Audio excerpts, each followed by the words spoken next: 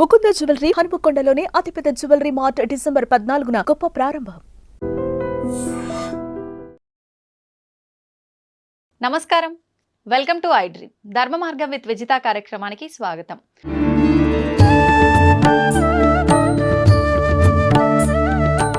అయితే ఈ మధ్య కాలంలో మనందరం కూడా సనాతన ధర్మం అనే ఒక మాటని ఎక్కువగా వింటున్నాం. అసలు సనాతన ధర్మం అంటే ఏంటి, సనాతన ధర్మంలో ఏం చెప్పబడి ఉంది, అది మనకి ఏ రకంగా ఉపయోగపడుతుంది, ఎవరికి తోచిన విధంగా వాళ్ళు చెబుతున్నారు, అసలు మేము ఏది పాటించాలి, ఏది వినటం వల్ల మాకు మంచి జరుగుతుంది, ఇలాంటి సందేహాలు ప్రతి ఒక్కరిలో ఉన్నాయి.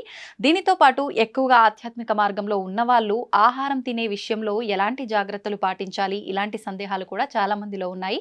మరి ఇటువంటి సందేహాలన్నింటినీ కూడా మనం నివృత్తి చేసుకునే ప్రయత్నం చేద్దాం. ఈ విషయాలన్నీ మనకు తెలియజేయడం కోసం ప్రస్తుతం మనతో పాటు ఉన్నారు శ్రీ సంత్ సదానందగిరి 109 బాబా. ఇప్పుడు వారితో మాట్లాడి ఈ సందేహాలన్నింటినీ కూడా నివృత్తి చేసుకునే ప్రయత్నం చేద్దాం. నమస్కారం స్వామీజీ. హరి ఓం. స్వామీజీ, ఈ మధ్య కాలంలో ప్రతి ఒక్కరు కూడా సనాతన ధర్మం అని చెప్పి మాట్లాడుతున్నారు. నిజంగా అంటే ఒక్కొక్కరు ఒక్కొక్కటి చెప్పడం వల్ల అసలు ఏంటి సనాతన ధర్మం, ఈ ధర్మంలో ఏముంది, అసలు సనాతన ధర్మం అంటే ఏంటి అనే ఒక క్వశ్చన్ మార్క్ కూడా ప్రతి ఒక్కరిలో తలెత్తుతుందనే చెప్పాలి. నిజంగా అసలు సనాతన ధర్మం అంటే ఏంటి ప్రభుజీ? సనాతన ధర్మము అనేది ఒక భవనము అనుకుంటే దానికి 4 మహత్తర పునాది స్తంభాలు ఉన్నాయి, ఇంకా వేరే ఎక్కడా లేని విధంగా. ఒక స్తంభము వేదాలు, ఇలా చేయి ఇలా చేయకూడదు అని నిర్దిష్టంగా చెప్పే వేదాలు. రెండవది ఉపనిషత్తులు, ఈ మనుషుడు ఎవడు, జీవాత్మ పరమాత్మ అంటే ఏమిటి అనే విషయాల గురించిన బోధలు 1180 ఉండే ఉపనిషత్తులు కాలక్రమంలో లుప్తమైపోయి 108గా మిగిలినాయి. దానికి కొంతమంది ఒక తమాషా కథ చెప్తారు. రాముల వారు హనుమంతుల వారికి 1180 ఉపనిషత్తులు బోధించారు. ఆయన సూర్యుని దగ్గర విద్య నేర్చుకున్న మహానుభావుడు కాబట్టి అన్ని బుర్రలోకి ఎక్కాయి. మహాత్మా, యుగాలు మారుతాయి, ఎన్ని జనాలు బుర్రలోకి ఎక్కించుకోలేరు కదా అని అంటాడు. దాంట్లో నీకు ఇష్టం వచ్చినట్టు కొన్ని ఎన్నుకో అన్నాడు. హనుమంతుల వారు దాన్ని 108 ఉపనిషత్తుల కింద చెప్పి ఇచ్చారు. మనకు ఉన్నాయి ఇప్పుడు 108. శంకరాచార్యుల జమానా వచ్చేసరికి ఈ 108 ఉపనిషత్తులు కూడా వీళ్ళు పట్టుకోలేరు. నా ప్రస్థానత్రయంలో 10 ఉపనిషత్తులన్నా తెలుసుకున్నాడు చాలు అని ఆయన 10 ఉపనిషత్తులు పెట్టాడు. భగవద్గీత, బ్రహ్మసూత్రాలు ప్రస్థానత్రయంలో 2 అయితే 3వది దశోపనిషత్తులు. ఈ మూడిట్లో కొంచానికి కొంచెం ప్రవేశం ఉన్నవాడికే శంకరాచార్య పీఠాలలో ప్రవేశం. ఆ తర్వాత మిగతా జ్ఞానం అంతా వాళ్ళు బోధిస్తారు. అంతటి గొప్ప ఈ ఉపనిషత్తులు. అంటే ఆయన దాంట్లో గర్భోపనిషత్తు పెట్టలేదు. అది పెడితే మన వేదకాల పురుషుల శాస్త్రము ఎంత సైంటిఫికల్ అనేది తెలుస్తుంది. 108 ఉపనిషత్తులలో గర్భోపనిషత్తు అనేది ఒకటి ఉంది. అది ఆయన ఆయన పెట్టింది ఈశకేన కట ప్రశ్న ముండక మాండుక్య ఐతరేయ బృహదారణ్యక స్కందక అనే 10 ఉపనిషత్తులే పెట్టాడు. దాంట్లో బృహదారణ్యక అనేది పేరుకు తగినట్లు బృహత్ చాలా పెద్దది, చాలా చిన్నది ఓంకారం గురించి చెప్పే ఇది. నచికేతుని గురించి ఉండేది ప్రశ్నోపనిషత్తు. ఇట్లా అన్ని ఉపనిషత్తులు ఉన్నాయి. ఈ ఉపనిషత్తుల తర్వాత 18 ప్రధాన పురాణాలు. ఈ 18 పురాణాలు గుర్తు పెట్టుకునేదానికి ఒక మంచి శ్లోకం కూడా కొటేషన్గా పెట్టినారు.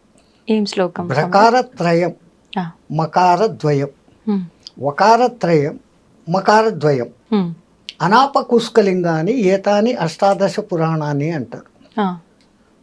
ప్రకారత్రయం అంటే బ్రహ్మపురాణము, బ్రహ్మ వైవస్వత పురాణము, బ్రహ్మాండ పురాణం. భకారద్వయము అంటే భవిష్యత్ పురాణము, భాగవత పురాణం. వకారత్రయం అంటే వరాహ పురాణము, వాయు పురాణము, విష్ణు పురాణం. మకారద్వయము అంటే మత్స్య పురాణము, మార్కండేయ పురాణం.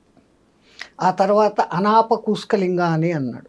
ఆ అంటే అగ్ని పురాణం, నా అంటే నారద పురాణం, పా అంటే పద్మ పురాణం, అనాప. కూస్క, కు అంటే కూర్మ పురాణం, స్క అంటే స్కంద పురాణం.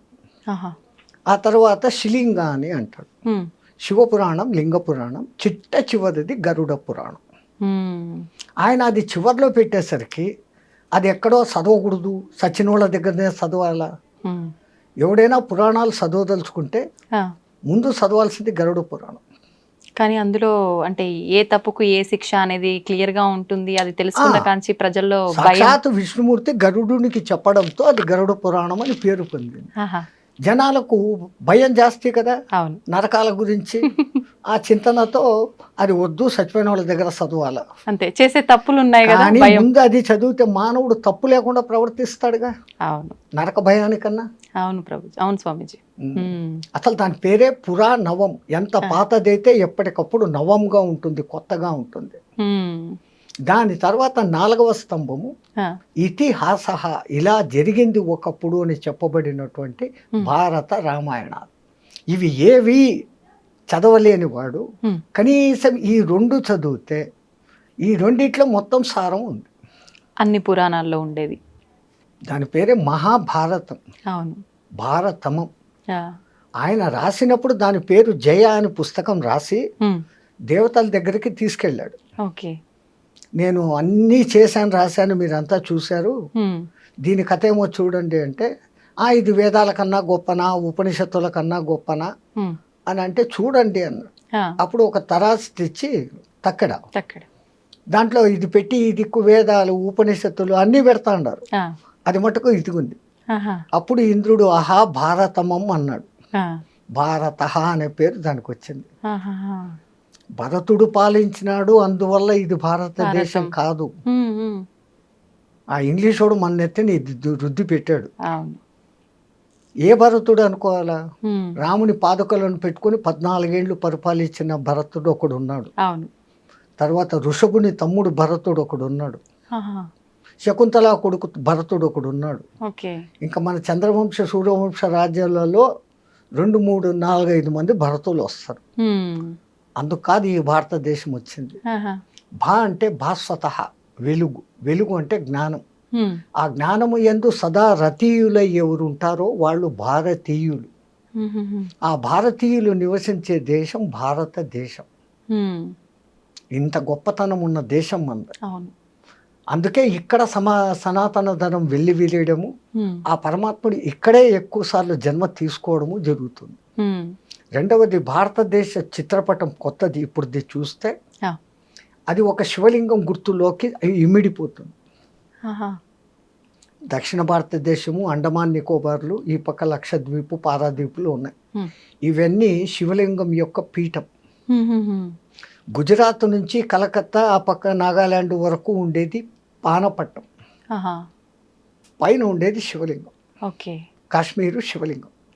గంగా నది అక్కడ శివమాలయాలలో పుట్టి మనం అభిషేకం చేస్తే నీళ్లు లింగానికి చేస్తాం. పానపట్టంలో పడి అది గంగా సాగర్ దగ్గర కలకత్తాలో ఆ గంగ నీళ్లు సాగరంలో కలుస్తాను. అది పేపర్ ఉంటే మీకు డ్రాయింగ్ గీసి చూపిస్తే క్లియర్గా తెలుస్తుంది. ఇది ఇమాజిన్ చేస్తే కూడా యూ కెన్ ఇమాజిన్. సో మిగతా ప్రపంచంలోని ఏ దేశము ఆ లింగంలోకి సెటప్ కాదు. ఒక్క భారతదేశానికే ఆ గొప్పతనం ఉంది. మరి ఇంత గొప్పదైన భారతదేశం భారతదేశం అని పిలువబడేదానికి ఇంకొక అర్థం కూడా ఉంది. ఏంటి స్వామిజీ? సంగీతమపి సాహిత్యం సరస్వతీ కుచద్వయం ఏకమాపాత మధురం అన్యదాలోచనామృతం అంటారు. అంటే మనం పాలు తాగే బిడ్డలమైతే మనకు పాలు ఇచ్చే తల్లి సరస్వతి. ఆ తల్లి ఒక స్తనపు పాలు సాహిత్యం అంట, సత్హితం. ఆ సాహిత్యం చదువుతున్నంతసేపు ఆనందం, చదివి పక్కన పెట్టేసి దాని గురించి ఆలోచన చేసిన ఆనందం. సుఖము సంతోషం కాదు, ఆనందం. సుఖము సంతోషం మనకు వస్తాండాయి పోతాండాయి, కానీ మనం ఆనందం అనుభవించడం లేదు. సంతోషం అంటేనే ఆనందం అని భావిస్తున్నారు స్వామీజీ. సంతోషానికి ఆపోజిట్ వర్డ్ దుఃఖం పక్కనే ఉందా? సుఖ దుఃఖాలు అంటున్నారు. అట్లాగానే రెండవది ఏమని చెప్పినారు మీరు? ఆనందం, సుఖ. సంతోషానికి విరుగుడు విచారం ఉందా? ఏసీ పెట్టుకున్నాడు సంతోషం, కరెంటు పోయింది వెంటనే ఓ పోయిందే అని విచారం వచ్చిన. ఆనందానికి నెగిటివ్ వర్డ్ చెప్పండి. లేదు.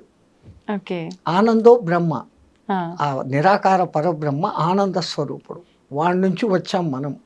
వచ్చి మనం ఆనందులం అన్న సంగతి మర్చిపోయి సుఖాలు సంతోషాల వెంటనే జీవితాన్ని గడుపుకుంటున్నాం. మరి నిజమైన ఆనందం కలగాలంటే ఎలా ఉండాలి మానవులు? అప్పుడప్పుడు మనకు కలుగుతుంది. హ్మ్. ఒక చిన్న పాప, ఒక 8-9 నెలల పాప, హ్మ్. పండ్లు కూడా వచ్చి ఉండవు, హా. అది నిద్రలో కిసిక్క నవ్వుతుంది. హ్మ్. ఆ నవ్వును చూసినప్పుడు మీకు సంతోషమా సుఖమా? ఆనందం.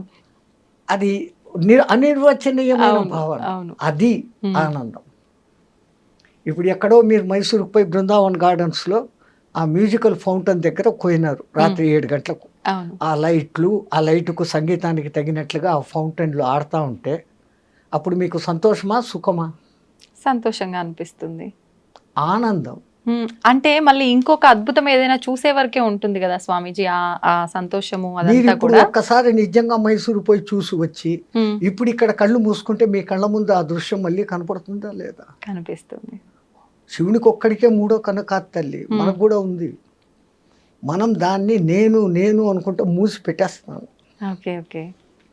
ఈ నేను వదిలి మనము అన్న భావనలోకి వస్తే ఆ. మనము నిజమైన ఈ మనము కాదు. ఆ. ఆ భావనలోకి వచ్చినప్పుడు ఆ కన్ను తెరుచుకుంటే హ్మ్. విశ్వమంతా ఆనందమయం. హ్మ్. తో సాహిత్యానికి ఆ శక్తి ఉంటే హ్మ్. సంగీతానికి ఇంకా గొప్ప శక్తి ఉంది. అవును. మంచి వేణునాదము, మంచి మృదంగనాదము, మంచి వీణానాదము హా. ఈ వింటూ ఉన్నప్పుడు మీకు తెలియకుండా ఇన్వాలంటరీగా మీ చెయ్యో తలో కాలో ఆడుతుంది. అవును. అంత మంచి సంగీతానికి 3 లక్షణాలు ఉంటేనే. హ్మ్. అది దిక్కుమాలిన విదేశీ డ్రమ్ మ్యూజిక్ కాదు, అది గుంటకాయలు డమాల్ డమాల్ అంటది, అవును, అవును. వెక్స్ వస్తుంది, హ్మ్. ఇయర్ డ్రమ్స్ పగిలిపోతాయి. అవును. కానీ మన సంగీతానికి హ్మ్. తను డోలే మను డోలే కోను బజాయే రే ఓ బాసురియా అని ఇట్లా నువ్వు ఊగుతాం. ఇన్వాల్వ్ అయిపోతాం తెలియకుండానే. అవును. కనీసం కాలో చెయ్యో ఏదో ఒకటి ఆడుతుంది. అంతే. మరి ఆ సంగీతానికి ఆ శక్తి వచ్చేదానికి హ్మ్. 3 లక్షణాలు ఉండాలి. ఆ. ఏంటవి? ఆ సంగీతం భావయుక్తంగా ఉండాలి, హ్మ్. సరి అయిన రాగయుక్తంగా ఉండాలి. అవును. భైరవి రాగము, ఆ శంకరాభరణ రాగము, ఏ రాగంలో పడితే ఆ ఇది వస్తుంది అనేది తెలిసి ఉండాలి. ఓకే. భావం బాగుండాలా, హ్మ్. రాగం బాగుండాలా, ఈ 2 బాగుంటే సరిపోదు, దానికి తగిన తాళం ఉండాలి. హ్మ్. ఈ భావ రాగ తాళాల మొదటి అక్షరాలే భారత. ఓహ్! అందుకే ఆ తల్లి సరస్వతి పేరు కూడా భారతి. ఆహా! అంత గొప్ప దేశంలో మనం మానవ జన్మ ఎత్తడమే ఒక గొప్పతనం అంటే ఆ ఆ జన్మ ఈ భారతదేశంలో జరగడం అనేది ఎన్ని జన్మల పుణ్యం చేసుకుంటే కలిగింది. హ్మ్. ఆ దిక్కుమాలినట్లు నేనేదో పాపిని అనుకోవడం కాదు. అవును. ఎంతో పుణ్యం చేసుకుంటే ఇక్కడ పుట్టాం, ఛాన్స్ ఇచ్చాడు ఆయన. హ్మ్. ఈ జన్మను మనం పూర్తిగా తరింపజేసుకోవాలి. హ్మ్. అట్లా రామాయణ భారతాలు ఇంట్లో పెట్టుకోరా, నువ్వు చదవకపోతే పోతే ఇంట్లో భారత రామాయణాలు పెట్టుకోని పథకాలం వాళ్ళు ఎందుకు చెప్పేవాడు అంటే ఏదో ఒక దినం దుమ్ము దులుపుతూ ఒక పేరు చదువుతావు, అర్థమవుతుంది. అవును. అంత అర్థంతో చెప్పారు. హ్మ్. భారత చరిత్ర అంటే మన భారత చరిత్ర. హ్మ్. కురుక్షేత్రం ఎక్కడో లేదు, మన మనోక్షేత్రమే కురుక్షేత్రం. అంతే. మనలో ఉన్న దుష్ట భావనలే కౌరవులు, ఆ. మనలో ఉన్న సద్భావనలే పాండవులు. హ్మ్. సద్భావనలు ఉన్నప్పుడు పరమాత్ముడు మన వైపుకు ఉంటాడు, హ్మ్. దుష్టభావనలు ఉన్నప్పుడు ఆ పైపై పోడు. ఆ. అదే కురుక్షేత్ర రణం.